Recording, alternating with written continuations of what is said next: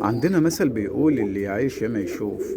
قال لك اللي يمشي يشوف اكتر، وانا فعلا لما مشيت في الحمامة دي عرفت ناس وقابلت ناس محترمة، ده اصل طيب وعندها ضمير لانهم بيخافوا من ربنا. وشفت ناس تانية بقى سبحان الله متحبش الخير لحد، مش عايزة حد يبقى احسن منها وبتحقد على الناس، مع ان سبحان الله الحمامة دي رزق من ضمن الارزاق اللي ربنا عز وجل بيرزقنا بيها.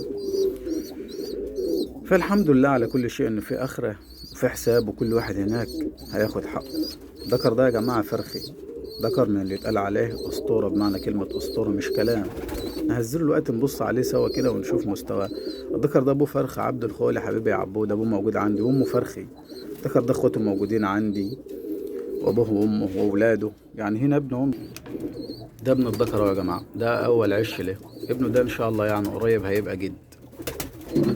فهو زي ما انا قلت هو ما شاء الله يعني اللهم زد وبارك لنا وللجميع، ذكر اسطوره. ذكر ده بعد ما اشتغل 20 عندي اكتشفت ان عينه اليمين دي ما بشوفش بيها، بس ذكر محترم. انا هنزله كده نبص عليه سوا كده. مش عايز اتكلم كتير يا جماعه في الفاضيه، بس الارض هي اللي بتحكم على الحمامه، عشان بس الفيديو ما يطولش. نبص عليه كده. بسم الله.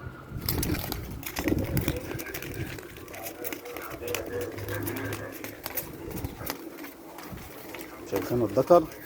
بسم الله ما شاء الله اللهم زد وبارك.